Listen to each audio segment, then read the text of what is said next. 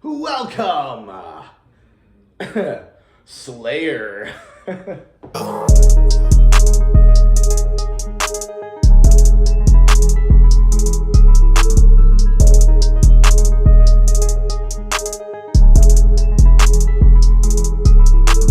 welcome back to the show, everybody. Here we are. Thank God it's Friday. Welcome Lord. back, ladies and gentlemen. Lord, It's been a tough week. It's been crazy. Shout out to all my 9-to-5 workers out there. You know the hustle. We're gonna talk about bad hustle Every day. We're gonna go into dubs and L's, and we're gonna delve into what were the most heartbreaking losses in our team's history. But we begin today with Philly.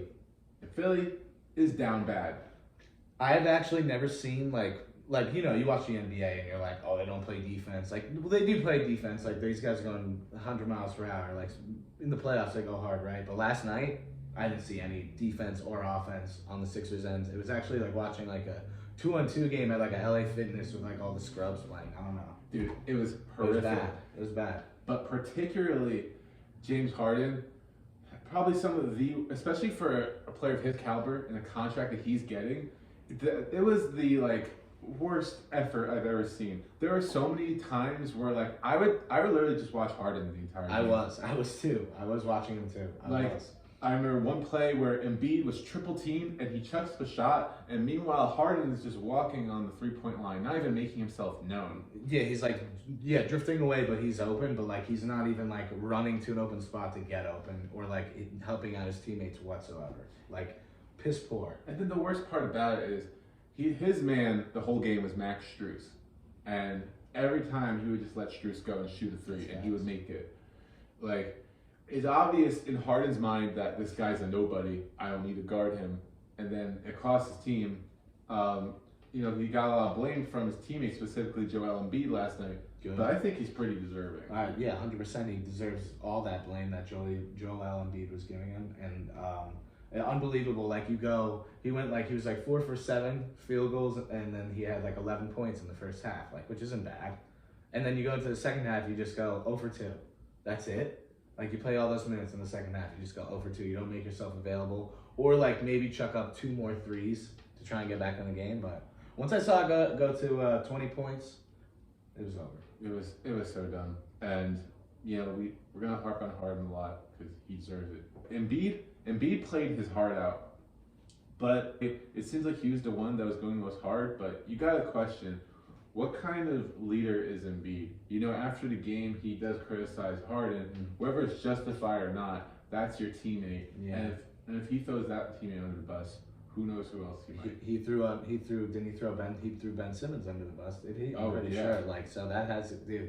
So he's a douchebag. So yeah, I mean, I wanna ask now, who won this trade? Who won the Nets Sixers trade between Ben Simmons and James Harden? Like, who won? Who really won the trade? I want to say nobody won. Is it possible 2 losers? I think it is possible to have 2 losers. Yeah, definitely. Because the Nets did they get any picks? The Nets got picks, but really those picks were already given away in the Harden trade that they made themselves, which they gave away a lot to the Rockets. So the Nets get a couple back. Simmons has done nothing. Curry and Drummond, I know, nothing. And Harden is just, if he gets a max contract, then Daryl Morey needs to be sent up to the sun. Like, it's disgraceful. It is disgraceful. Slayer. Who do you think's gonna win in the East? The East. So we got Game 6 tonight between the Celtics and Bucks. Mm-hmm. You know, it's hard for. I was gonna say it would be hard for Bucks without Middleton. Yeah. But the effort that they showed in that Game 5 was unbelievable. Yeah, it was. I love a good beating at Boston. It was a great game. It was fantastic to watch. And that's what I mean before about Embiid, you know, not rallying his teammates. Giannis always gets the best out of his team. He is team player. He's best player and he's team player. That is true. Right. So going on the topic of what you said before, I think it's the Bucks. But I do think the series between the Heat will be a lot closer than people expect. You know, Jimmy Butler is also a hell of a leader. He's a dude in this playoffs right now. He's a good scorer. He doesn't light up from 3, but he's great on defense and watch it there, buddy. Yeah. He's great on defense, and he can rally his teammates And these guys who are helping him out, they came out of nowhere, like Strus, Vincent, Yeah. like I didn't know who Strus was. He was a D3 guy, turned D1 guy his senior year. He went to DePaul, and now he's balling out. So that is a cool story. Undrafted, yeah, too. That's right, undrafted. And then they got the Heat. I mean, the Heat they got depth. So they got Strus, they got Victor Oladipo coming off the bench. He's an all-star. Mm-hmm. He's playing really well in these playoffs, which is good to see after coming off of like crucial injuries. Yeah. We thought we were never going to see him play again. They also have almost defensive player of the year. Adebayo. Yes. Adebayo. Adebayo. Baba Booba. Baba Booey. No, Adebayo. But he missed some games, so he didn't win that award. But he's actually balling too. And then Jimmy's just taking over. And then even Duncan Robinson didn't even play that much in that series. He's such a he's weapon. Fresh now. Like he's exactly. He's such a weapon. weapon. Another D3 guy, another story guy. He's such a weapon. They don't even use him. It's great. And 6th man of the year, Tyler Hero. So I mean, it's gonna be tough to beat the Heat, but I like what you're saying with the Milwaukee Bucks. They play hard. Now let's go over to the West. Mm-hmm. So neither series is wrapped up yet. I mean, it looked like the Warriors had a wrap on that, but maybe not so much yet. And then Suns Mavs, it's like, well, I guess it's whoever. I'm excited. I'm excited for that game. Is that tonight? It's no, it's tomorrow. Saturday night. Saturday night. Game 7. I love me a Game 7. So tonight we have Game 6, Celtics Bucks. I do want a Game 7. I love Game 7s. You live for Game 7s? I live for Game 7s. It's the only thing I live for. So we're rooting for Celtics hard, even though I don't want to root for Boston, but not even my family. Only Game 7. Only Game 7s. That's the vibe, man. So who are you thinking for the West?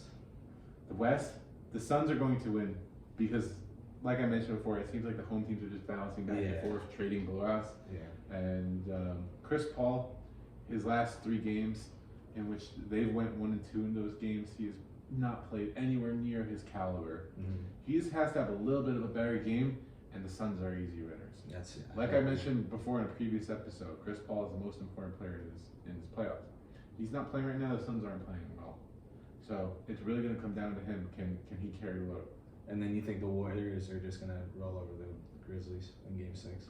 I mean, where's Game 6 at? At Grizzlies, right? No, well, Game 6 is in Golden State. In Golden State. Oh, that's right. They're the 3 seed. Okay. Golden State is just too experienced. Okay. So we're gonna see them. Suns, Golden State, and then are you saying Suns all the way to the?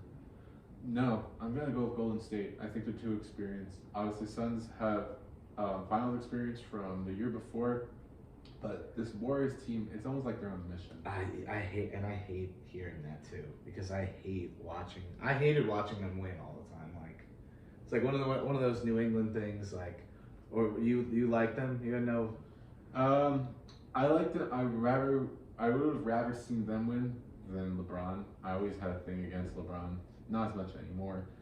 I love LeBron, but okay. But yeah, when KD was on that team, of course I wanted to root against it. But it was impossible. It was impossible to beat that team. It is. So they are dominating. So I do agree. Yeah, I could see it being. I think it's going to be Warriors. I want it to be Warriors Heat. I want it to be Grizzlies Heat. I think that'd still be a great series, even without Ja. I'm not gonna. Team plays inspired. I'm not gonna argue with you. I'm excited for the next years to come to see that team thrive. I hope they're the same like team and they're young and they become more mature and they like dominate. And they're just like, who the hell are these guys? And then Ja's the star. Yeah,